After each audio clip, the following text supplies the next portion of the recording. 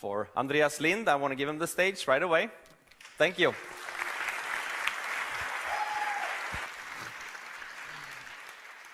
Thank you very much. Thank you. So, as Matthias said, I've only got 30 minutes, so I'm going to go pretty fast. If you have any questions, I'll be here later, so ask me. Okay, so let's go. This talk's called Attacking Mobile Broadband Modems Like a Criminal Would.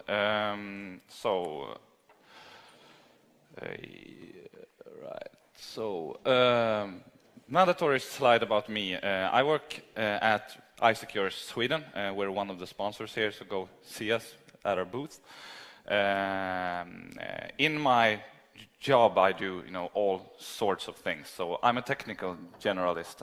I know a little of this and a little of that, but I'm not super good at anything except ranting on Twitter, which I'm actually pretty bad at, but I do it a lot. So volume counts, right?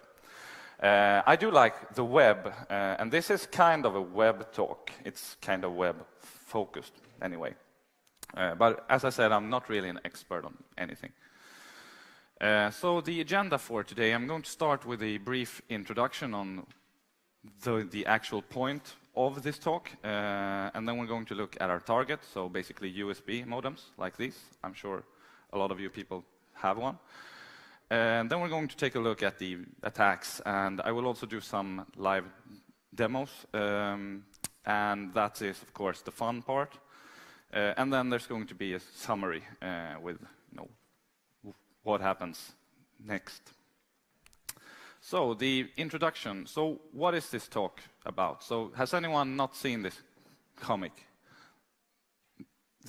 This comic is brilliant. It actually sums up a lot of things, and we are usually the guy in the top picture, whereas real attackers go, yeah, I'm not going to go through all of that. I'm going to take the path of least resistance and just go ahead and actually do it.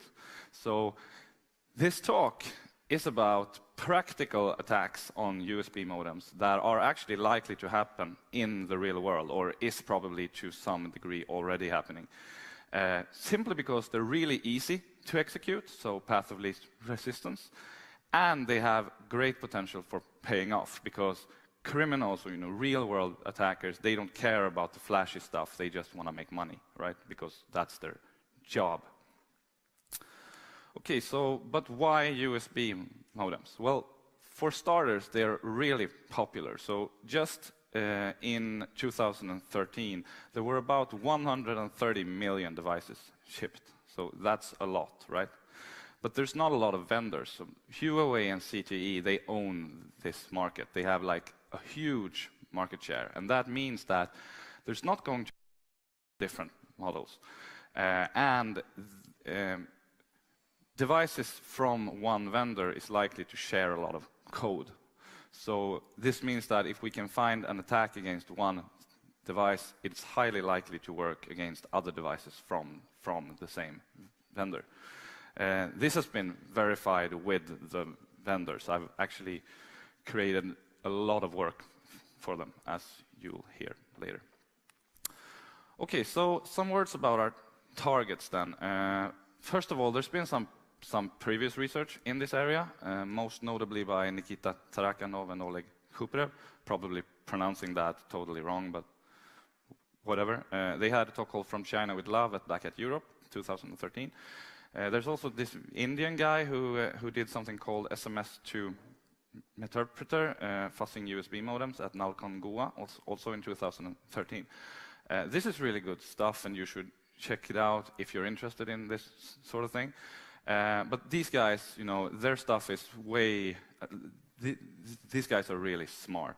I'm not, even close to that's smart, but their stuff is way more low-level than me. And actually, I didn't have to do the low-level stuff because they already did, so I'm grateful. So for the scope, I've looked at devices from the two biggest vendors, which, as I said, are Huawei and CT, also pronouncing Huawei totally wrong. I know that. And I focused on one device from each, and this is because the Huawei E3276 and the CT MF821D, it's like their flagship products. That's the one you're getting if you want like good 4G connectivity. And these are the ones you'll be given at every Swedish telco, I think.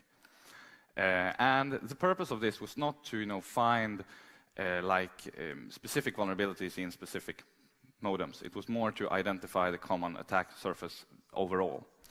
So I'm not actually going to talk that much about vulnerabilities because, I mean, the vulnerabilities I'm using for my attacks are pretty lame, but the attacks in themselves are what's interesting, I think. Okay, so USB modems in a nutshell. Well, they run embedded Linux. They're basically small Linux boxes that boot up when you plug them into your computer. And they have a lot of mobile capabilities. They do GSM, 3G, 4G, text messaging. They're basically like cell phones that you can't make calls with. Sounds really useful, right? And the thing is that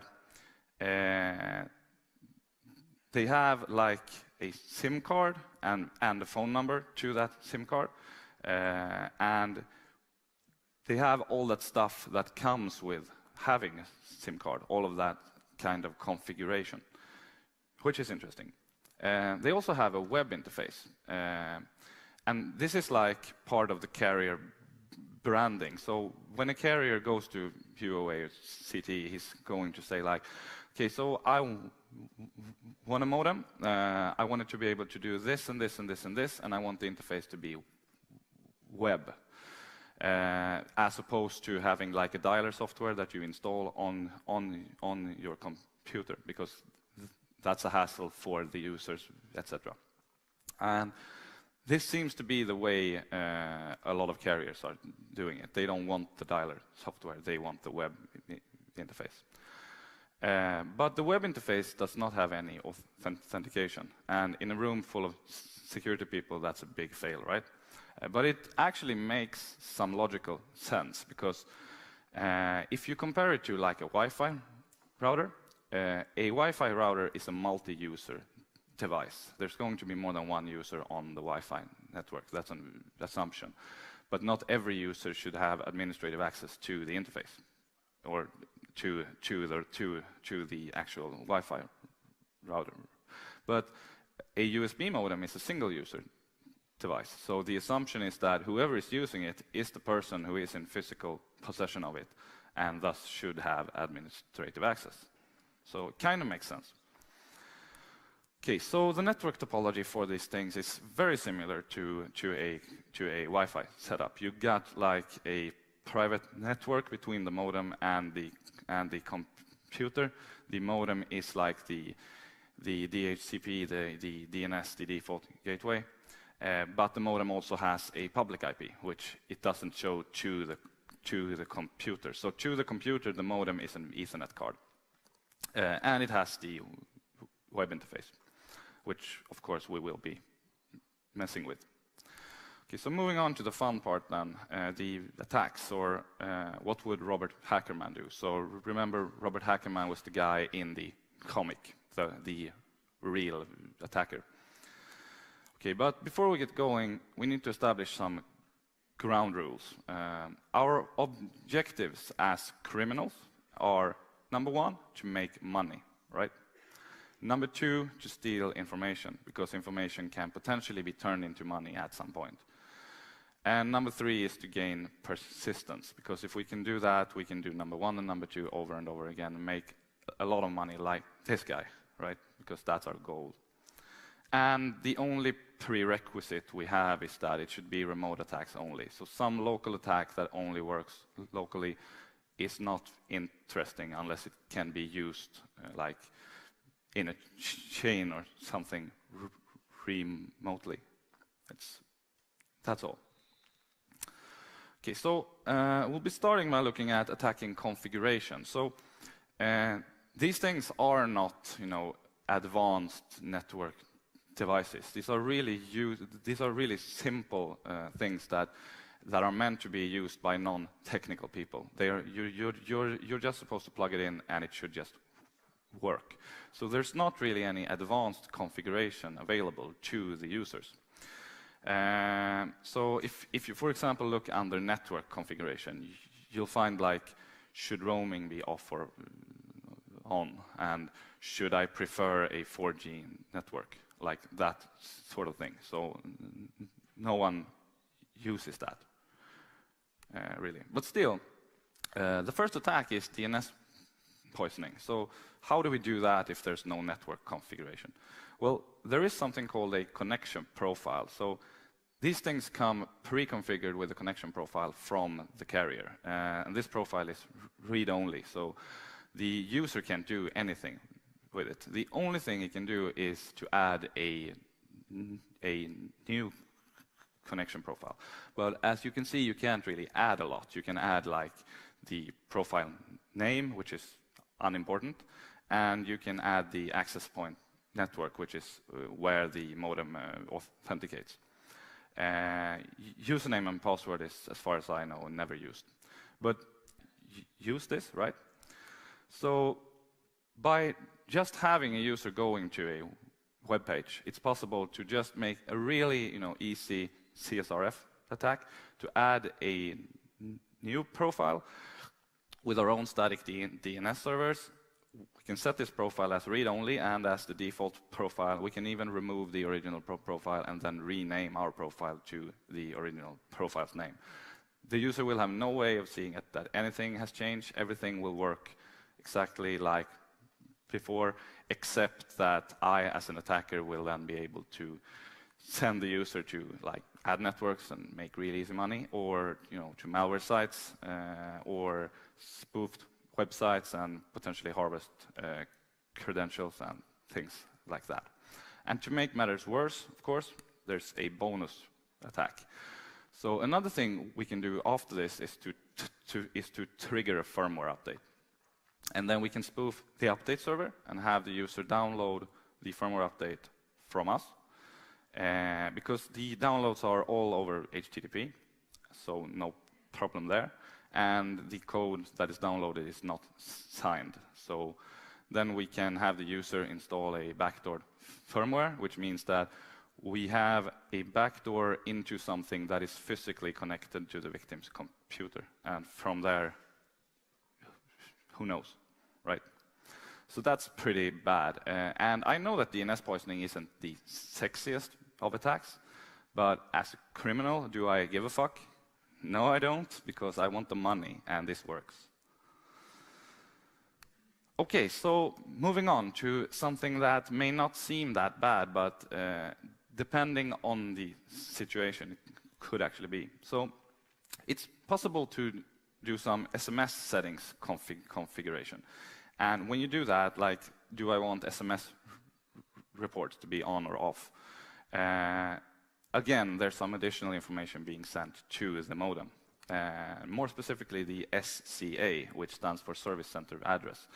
The Service Center Address is a phone number that goes to the carrier's short message service center. And this is like the default gateway or router that handles SMS. So that's where you send an SMS, and then it's routed to wherever it's going. So this means that we can actually, again, just by having the user going to a website, we can replace the service center address of the modem. And we can point it to our own rogue SMSC, and we can then man in the middle all the outgoing text messages, because we're just relaying all the text messages to the carrier's SMSC. And this may not be a very big deal, because not a lot of people are actually using the SMS functionality of these, because everyone has a phone. But I'm guessing that the SMS functionality is there for a reason. I doubt that the vendors have just implemented that because they thought it was fun. I mean, there must be some reason. So could potentially be pretty bad. I should also tell you, oh no, I'm going to tell you that a little bit later instead. That will be much more fun. Okay, so moving on a bit more, abusing functionality. So you've already gotten that the outstanding functionality in these are the ability to send and receive SMS, right? So a really, really, really simple attack, which I wrote a blog post about back in like January or something that got a lot of attention, is that you can actually make the modem send an SMS. If you can write some easy JavaScript, you can actually make the modem send an SMS just by having a user going to a website.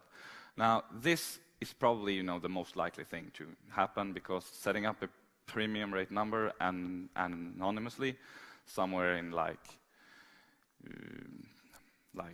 India or something is not hard. And then you can charge like $1,000 for each SMS, and then you can have these things just send an SMS and then cash in, right? But you can take this attack further, because as soon as you actually get the SMS, you get the phone number of the modem. And if this is like a subscription, you can actually Google for that number and potentially find out who owns the subscription. And also here it's pretty popular to have like twin cards, so you have one subscription for your phone and your USB modem, and it's all on the same bill. And in those cases, it's actually possible to extract the phone number to the user's phone from the phone number of the modem, which, then we know who actually is using one of these. And this is very possible or very useful in targeted phishing attacks. And I'm going to show you how that could look. So first live demo. Here goes nothing. I sacrificed the goat yesterday.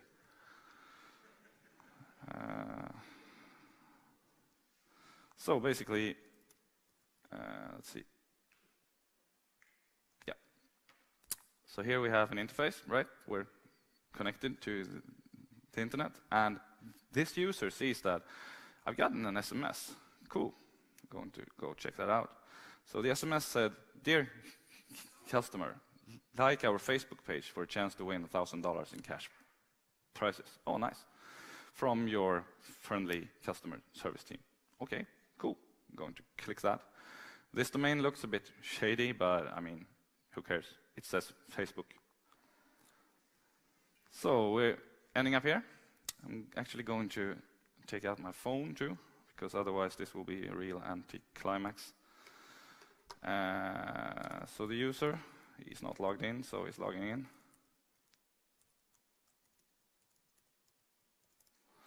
And when you click log in, this is what happens.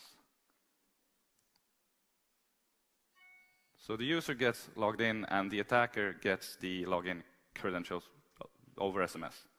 So if you don't believe me, you can check it out later. So, I mean, that's, pretty useful, right? So, closing that one. We go back. All right. Okay, so up until now, we've mainly talked about like fire and forget style attacks. We've been sending stuff to the modem. We haven't gotten anything back from the modem except for the SMS. So what if we wanted to, establish a more persistent hold on these? So there's a number of reasons. I mean, there's a number of ways. We know that these things run Linux, so if we can find like a command injection vulnerability, we could basically just, install something on it, right?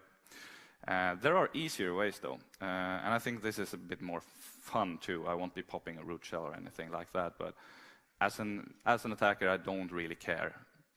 Pen testers care about root shells. Robert Hackerman doesn't. So there are a number of different cross-site scripting vulnerabilities in these, as can be expected, as is, in most embedded devices with a web interface, right? The very nice thing about these is that the existing configuration parameters, and configuration is per nature persistent. You don't want to have to do configuration every time you start the thing up. So if and this means that we can inject code that will be there the next time the user opens the web interface. So in this example, it's in the roaming settings. And when you go to check your roaming settings, this JavaScript code will actually run. So, okay, that's good. Who checks the roaming settings? I mean, who even does configuration on one of these? You don't. So to do this in a more effective way, we need to understand how the web interface works. So the web interface is the place you go to connect to the internet. I've asked around from non-technical people who use these things, and they are all like, yeah, so when I connect to the internet, I plug it in, I go to the web interface, and then I go to the internet, right? Huawei Highlink actually opens the main page automatically. You can't stop it. It just does it. And CTE has desktop shortcuts, so users are really encouraged to always use this. I've even had people going like, yeah, I don't really close the web interface because doesn't that close my internet connection? Which, if you're a non-technical person, kind of makes sense. And this means that there are a number of users that will always have the web interface open in the background while they're browsing in some other tab. And the main page of the web interface is what sets everything else up. It loads an iframe, and it loads a lot of stuff outside of the iframe. It also loads the chosen language. This is like the first thing that's loaded, which makes sense because the interface needs to know which language to present, right? But language is a configuration parameter, of course. So, and it's loaded by the main page. It's loaded first. It's injectable, which means that we can inject code that will run as soon as the user even plugs it in. It will start to run, and the web interface is open. So what this means is that we can actually execute the code every time the user connects to the internet, but we don't want the same code to execute, right? So what we're going to do is that we're going to set up a command channel, and the easiest way, the way this would be done, is to just poll some remote server and get commands. Like the browser exploitation framework, Beef, has really good support for this. So if you're a criminal, you should definitely use Beef. But since this is like a conference presentation, and those are supposed to be fun, we're going to abuse the SMS functionality and use SMS as our command channel. So our code will actually poll the SMS inbox and then do stuff when it receives something that is a command. So we're going to take a look at that now. Second demo. So let's hope that one goat was enough. All right, you can see that, right? So before we start, I'm going to just show you what's in the SMS inbox now. So this is what's in it. There are 4 messages. There's nothing in the SIM card inbox. That's not where things are stored. Okay, so this is an empty file on the attacker server somewhere on the internet.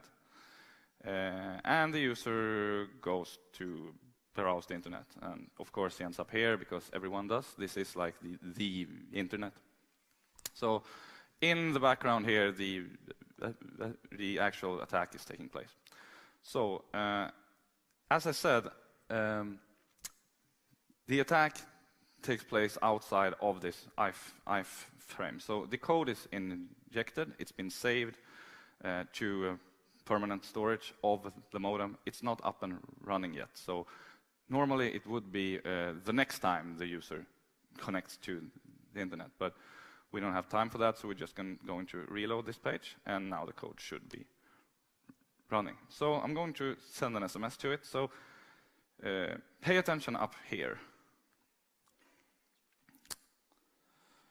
All right.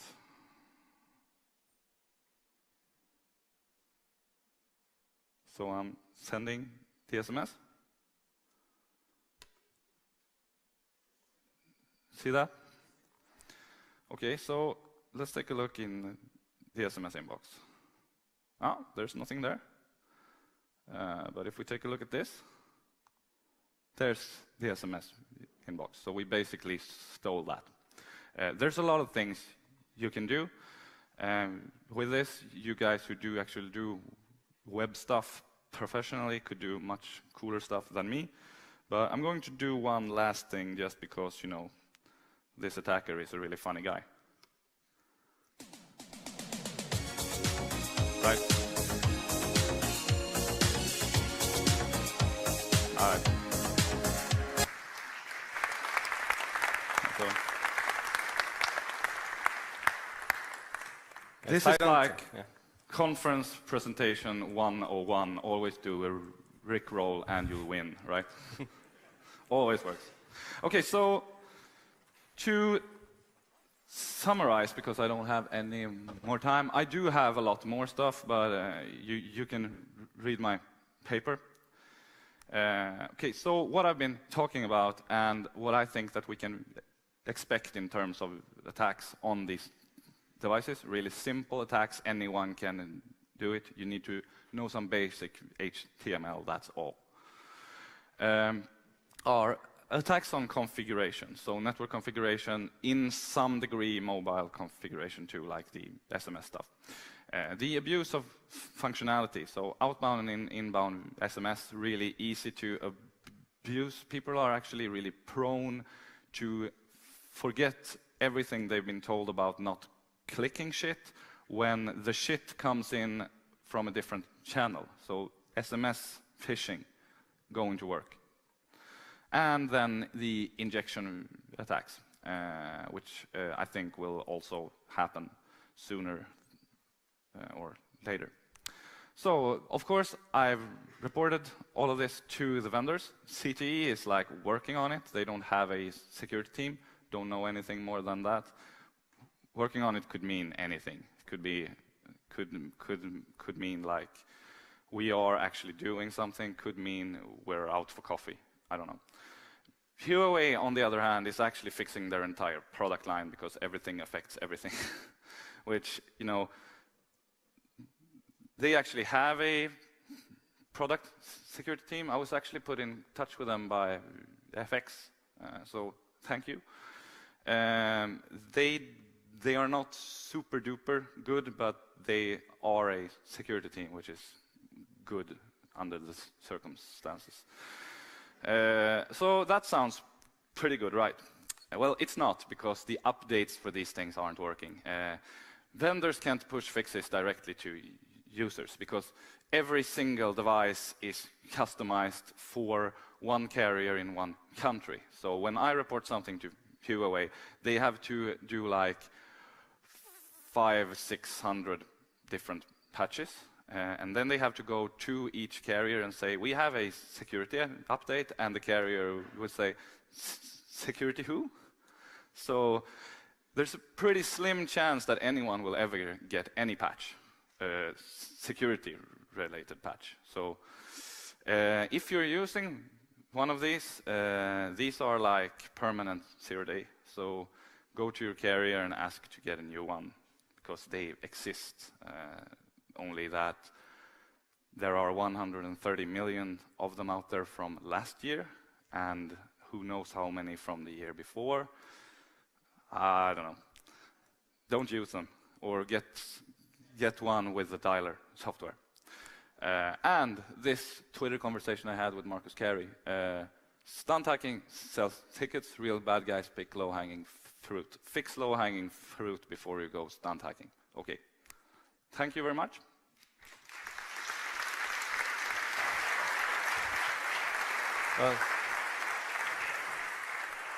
All right, thank you, Andreas. So we'll take a few questions while they're setting up the next computer. How about these things? Have you played around with these things? That's next. That's next? Yes.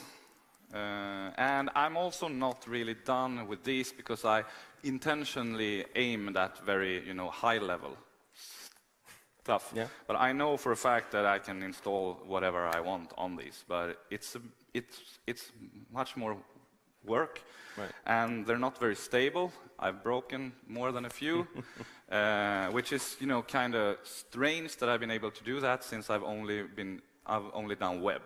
Right. I mean, how do you actually break a physical machine by attacking it with web? Shouldn't be possible. No. But the Telenor store in Gothenburg knows that they don't know that it's possible, but they know that I need a new one every other week. So, and this doesn't worry them? I'm sure it does, but they haven't, had the nerve to say anything to me yet. Anyways. So when did you talk to the security team of Huawei? How long ago? I began talking to them like in April.